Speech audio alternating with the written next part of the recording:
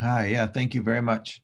Yeah, so I have gathered a few topics that have been in the news in the last month, and I thought that it might be helpful to share with you what I've learned in researching these to get the latest information. So I picked up 5 topics. We can go to the next slide.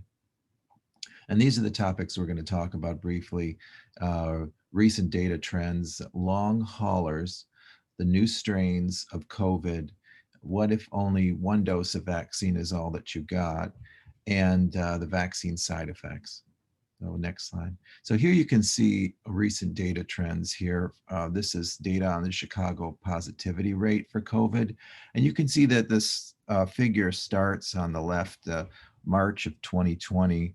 And we saw very high rates initially in the spring, and that was such a big deal. And then in summer, they came down substantially, and we all enjoyed the benefits of that and the reopening of the economy for a while there. And then, as you know, we had an upsurge in November and December, and most recently, it's been starting to decline. So that's a positive sign. Next click on this slide will show us one more click. There you go. Will show us what's going on in Illinois overall with number of cases reported. And you can see here clearly that the number of cases that are reported daily was historically high in the last few months, even compared to what we were experiencing last spring, which was quite substantial. However, you'll also notice that the overall trend recently is a decline. And it's just been wonderful to see us moving in this direction instead. The real question, of course, is for how much longer will we keep going down before we go up again? And if we do go up again, which I think we will at some point, because that's the nature of a lot of these things, will we not go up as high as our historic highs from November and December? That's really what I'm hoping for. I think we all are. Next slide. Now I want to introduce to you some issues related to long haulers. The term long hauler refers to a person who had COVID who is experiencing permanent damage to their body, such as lung damage, brain injury, that's causing decreased ability to function. Or there's also another subset of long haulers that don't have any detectable damage. You know, maybe they didn't end up on a ventilator and have some severe problems from it, but they are suffering from debilitating symptoms. They might be complaining that they still feel fatigued after their diagnosis and it's been weeks or months. Or you hear sometimes of people who talk about brain fog and they're having trouble remembering things, concentrating. So long hauler basically means that COVID symptoms in one way or another are persisting long after the early illness. Next click, please. Now, in terms of the frequency, it does not seem to be rare. In Wuhan, China, they did a study and followed people after hospitalization, and 75%, 3 out of every 4 of their hospitalized patients had at least one symptom 6 months after discharge. Fatigue or muscle weakness, they noticed was 63% of people 6 months after discharge. Evidence of poor oxygen exchange was in about a third. So these frequencies are concerning for those people who do experience long haul or long COVID. Next click, please. And so the problem that we need to anticipate, and that's important to share with you, is that as we see more and more cases of COVID, as we have, with these cumulative numbers are just giant, right? We hear about millions of cases nationally. The more cases there are, there'll be more and more people who are the unlucky ones among the people who got COVID that will be long haulers. Next click. And that's going to mean an increased demand for health services and difficulty distinguishing some symptoms because somebody's going to come into, let's say, an emergency room or a doctor's office, and they're going to complain of dizziness or shortness of breath. And that healthcare provider has to make a decision now. Okay, so we're talking about a symptom because they had COVID, or do I need to work them up with additional tests and send them for scans? And so it could become quite expensive just to even try to tease out what somebody's dealing with. Next click. This is also going to mean that there'll be increased demand on family and support persons of these folks who will be suffering or complaining. So we need to anticipate for that as well going forward. Next click. Now I'd like to talk briefly about the new strains that have been reported in the news and what are the implications here. So we talk about new strains of COVID. We're really talking about mutation that's occurring. That's a change in the virus, basically. And we expect that over time with viruses like this. We see it with other viruses. So it's not new that it's happening with COVID, but it's can be a problem. It's happening every week. Many of these are identified by certain laboratories in the world. And those new strains come and they actually go. And others, however, may stay because they have, luckily for the virus, have a change that made the virus more competitive or better at causing disease or infecting people. Next click. So in the United States, we have had the strain that has dominated. It's the one that had been imported from China, but we also have had the emergence of a unique strain in the United States that they refer to as a California strain. Next click. And then we have, since September of 2020, there's been a strain from the United Kingdom, B117, they call it sometimes, and it's become the most common strain in the United Kingdom by December. So just within a few months, it became the common one. And we have identified it in the United States as of December 2020. So it has begun circulating here. Next click.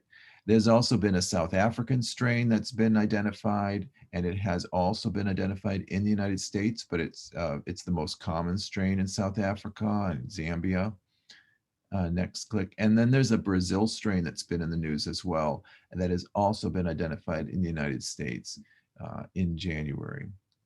And in terms of new strains, are these strains more contagious? And the answer to that is yes, the United Kingdom strain is more contagious, and the concern is that it will become a dominant strain in the United States. These spike proteins that we talk about sometimes, that we have these vaccines that are developed against, these spike proteins in this new strain actually bind more tightly to our cells. They're stickier, you could think of it like that. And that makes this particular strain more contagious. There's no evidence that the strains are more severe, but maybe the UK variant, there has been some report that it might be increased risk of death. We really need more data to understand this. But the strains, that are from the UK, the United Kingdom, the concern is that they might not respond to antibody treatment as well. Now, will the vaccine work? The Moderna vaccine efficacy is lower for the South African strain, but it is still considered protective. There's a new vaccine called Novavax. It is lower against that South African strain. It's not working as well for the South African strain. The Pfizer vaccine, which we've had here in the United States, along with the Moderna vaccine, only has a little bit decreased efficacy. It's still very, very, very good. And the Johnson & Johnson vaccine, that's a new one, it is lower against the South African strain. So if the South African strain becomes more common in the United States, it could impact on vaccine efficacy for certain vaccines, but we need to also understand that vaccines can be altered and they can be made differently so that they become better against the new strain. So eventually we might fix this problem. So we don't need to all be terribly concerned, but we need to be aware. Next slide. Now, should you do anything differently to keep yourself safe now that you know more about these different strains that are beginning to circulate in the United States?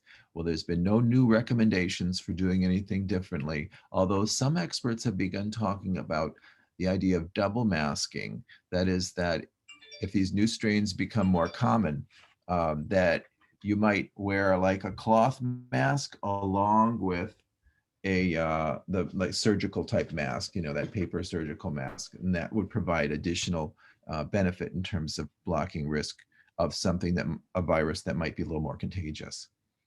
Now, how do we stop these strains from coming? Well, first of all, mutations are going to happen, and they're going to keep happening. So there will be new strains above and beyond what you're hearing about today. But Reducing the frequency of infection is what we're really all about. That's what we want to do, is bring this COVID pandemic down to its knees with effective vaccine, with masking, with distancing, ventilation. These are all really important things. And when we do these, we lower the frequency of virus. When we lower the frequency of virus, we make the likelihood of new strains lower too. So we get that double benefit. So it's really important that we all keep doing what we're doing. That's going to help drop this risk for new strains. Now, what if you only were to get one dose of a 2-dose vaccine? Because sometimes you hear about people who maybe they got a dose of vaccine, maybe they had a reaction or they were concerned about something that happened, or they're just afraid. Any number of things could happen where you might just get one dose of a 2-dose vaccine. Now, we know that the 2-dose vaccines that we've had out so far, the Pfizer and the Moderna, they've had outstanding vaccine efficacy, 95% efficacy for Pfizer, 94.1% for Moderna. We don't actually have enough information to be sure how much efficacy you get from only one dose. Sometimes you'll hear somebody on the news and they'll be talking about how we need to ration it out to get more people vaccinated faster.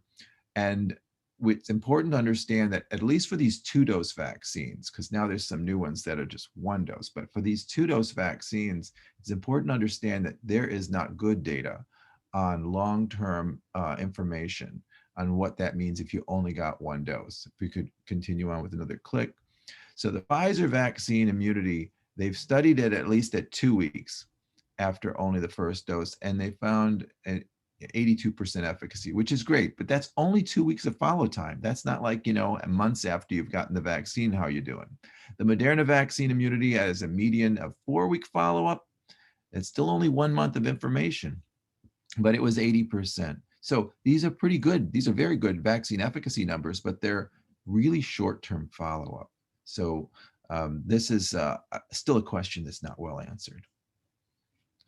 Now, lastly, vaccine side effects, a little update about that. Now, the side effects after vaccine, that's not unusual. You can have side effects with any number of vaccines. Pain at the injection site is commonly seen. And with the COVID vaccine, you've probably heard about the common side effects: fever, chills, tired, headache, chills again, I guess. More common after second dose, though. So, and more common in younger persons. Pfizer vaccine after the second dose, fever in 1 out of 6 vaccinees who were young, okay, less than 50, versus 1 out of 10 in people who are older. And that might have to do with older people don't have as much of a robust immune system, and so they're not having as big of a reaction to the vaccine. Next click.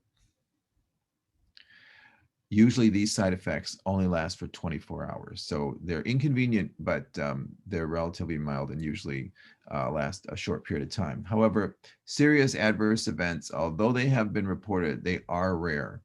We could go to the next click. With the Pfizer vaccine, it's less than 1 per 100 people. And it was pretty similar to what was seen with people who got placebo, not even got the vaccine. We're talking about 0.6% versus 0.5%. Experiencing a serious adverse event. So these serious adverse events, we do have to be concerned about them, but to some extent, they might not even be from the vaccine. They might just be unlucky timing of something that happened to somebody. These kind of things might be appendicitis, heart attack, stroke. People do get appendicitis, heart attack, stroke, even without receiving any vaccine. So it's hard to be sure that they're even from the vaccine. But I'm sure occasionally it definitely could be, but it's rare. Side effects when vaccinating people who had COVID are more common after the first dose.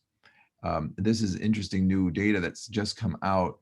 People who had COVID who then go on to get vaccine, it looks like they might be able to get away with just 1 dose of these 2-dose vaccines, because their response to that first dose of the vaccine is similar to other people's response to 2 doses of vaccine.